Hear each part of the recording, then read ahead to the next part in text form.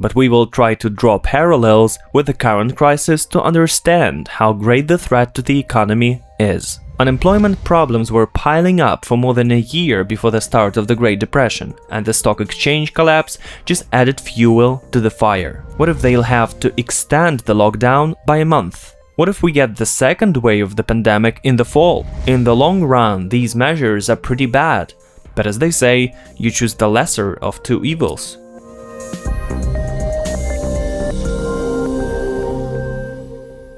Glad to welcome you to Coin Post. Many people say that the 2020 crisis could become something more, the so-called mega crisis, and our channel is no exception. Indeed, I see potential preconditions for the Great Depression to repeat.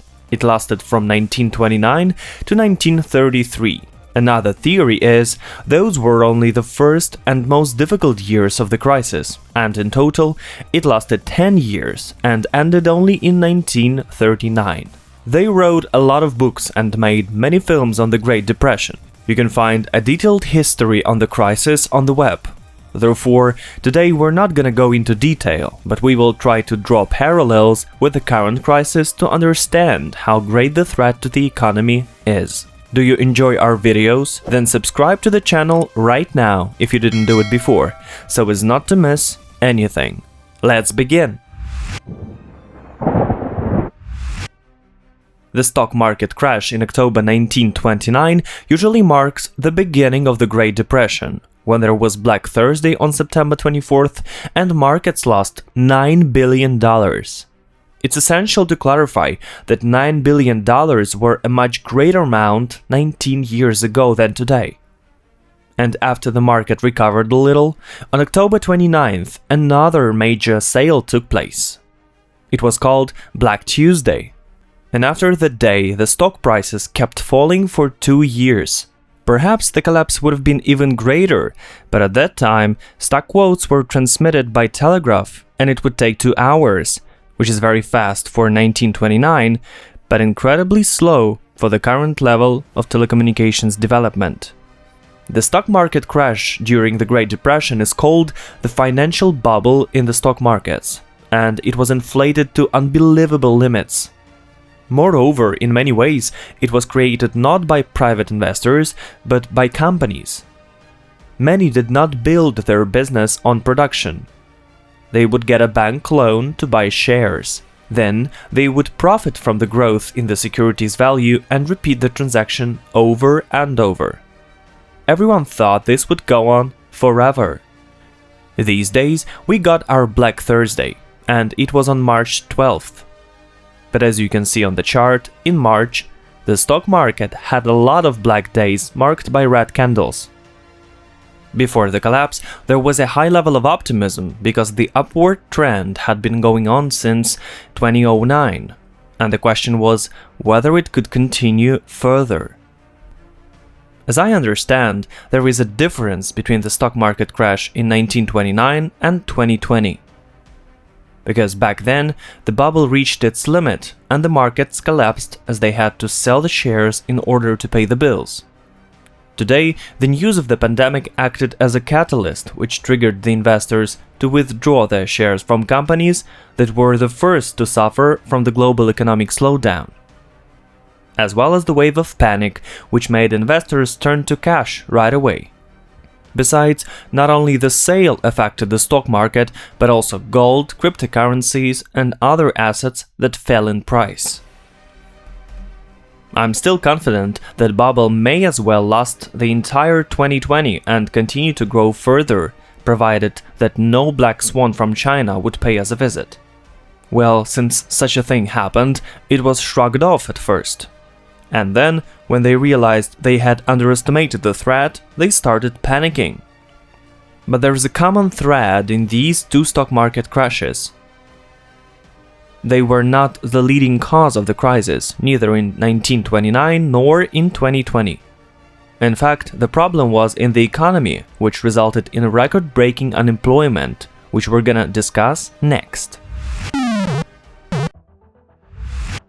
Hoovervilles, named after the US President Herbert Hoover, were shantytown slums in which unemployed Americans lived. They had nowhere to work, they had nothing to pay for the housing, and as a result, they had to build this very housing in parks or elsewhere from scrap materials. They made entire mini-cities because, according to statistics, the unemployment rate in the United States then reached 24%. By the way, today the US predicts a rapid increase in unemployment up to 30%, especially if you recall that in March they submitted more than 6 million applications for benefits due to the job loss. Where did so many unemployed come from?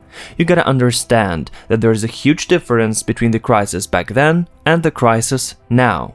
And sooner or later, Hoovervilles would have been built regardless of whether the stock market fell or not. The fact is that before the First World War, the United States was actually an agrarian country, and the growth of industrial production was caused precisely by a military conflict. The fighting forces in Europe needed both food and equipment, and the US traded successfully with both sides of the conflict, continually increasing the production volumes. When the war was over, demand began to fall and production was no longer needed. Farmers were the first to suffer. They produced many times more than necessary, so the harvest had to be left in the fields. Many of them did not receive any income at all and were forced to travel with their families to the cities in the hope of finding work. This phenomena was called the agricultural crisis, and it began in 1920. However, in cities, they had a similar problem. Factories reduced staff because they no longer needed so much labor. The external market was almost closed, and the demand for the domestic one was far less. Unemployment problems were piling up for more than a year before the start of the Great Depression, and the stock exchange collapse just added fuel to the fire. But they still could have gone through this in 1930 if not for the massive wave of bank failures. It was a vicious circle, because people were forced to withdraw bank deposits because they lost their jobs. Banks declared bankruptcy, and a business could not operate without loans, so it would shut down and put a new portion of the unemployed out. It even came to hunger riots, which the army would stop with the help of tanks, and it was happening in the most so-called free and democratic country in the world. Then they managed to stop the unemployment wave after they changed the president when Roosevelt came to power. He ordered a massive roundup, and all the unemployed had to do community service, meaning the state commissioned construction of roads and other infrastructural facilities, most of which they didn't need, but he provided minimum wage, and it was still better than nothing. And at the same time, there was no time for new strikes. Today, according to the statement of the IMF head, we have a recession in the global economy. Already 80 countries have asked for their financial support, but they are expecting a recovery in 2021. How's that possible? I'd say that optimistic forecast is based on two assumptions. Before the international quarantine started and they closed the borders, the economies of leading countries were constantly slowing down, and many called it the road leading to recession. But clearly, this was not such a disastrous situation as was on the eve of 1929. Secondly, it's the hope of a quick recovery right after the pandemic is over and people go back to work, start buying not just buckwheat or toilet paper in stores, and go traveling right away. The only question is whether this scenario is gonna work, because Donald Trump has already promised to end quarantine in the United States on April 30th. What if not? What if they'll have to extend the lockdown by a month? What if we get the second wave of the pandemic in the fall? On the one hand, the US economy is now a lot stronger than before the Great Depression. On the other, closed borders and the restriction on a movement fail businesses better than any infectious disease itself. Therefore, it would be smart to heed the saying and hope for the best, but prepare for the worst.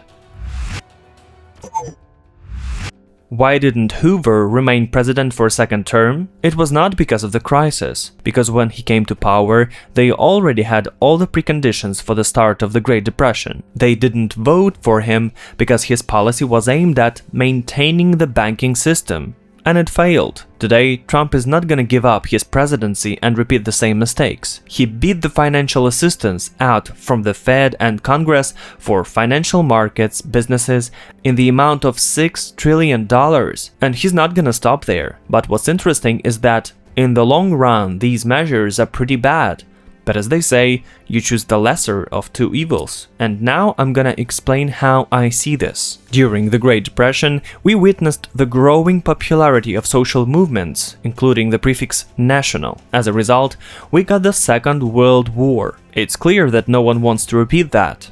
And therefore, you can't just leave people face to face with the crisis, so that there are no people who would offer the masses some radical solution to all problems. What the US authorities and other countries of the world are doing now is literally flooding the markets with liquidity at the expense of new money. In the long run, we'll get enormous inflation, crazy holes in the state budgets due to lost taxes, and the emergence of a large number of people who will live on benefits. But in the light of the analysis of the Great Depression consequences, perhaps it's the lesser evil. In conclusion, along with the reminder to subscribe to our channel and turn on the notifications, I'd like to add this. A favorable scenario of a market turnaround and the end of the crisis in 6 months, or at least until the end of 2020, is possible only if the global economy gets back to work in the next 2 or 3 months. If not, then it makes sense to expect the worst-case scenario.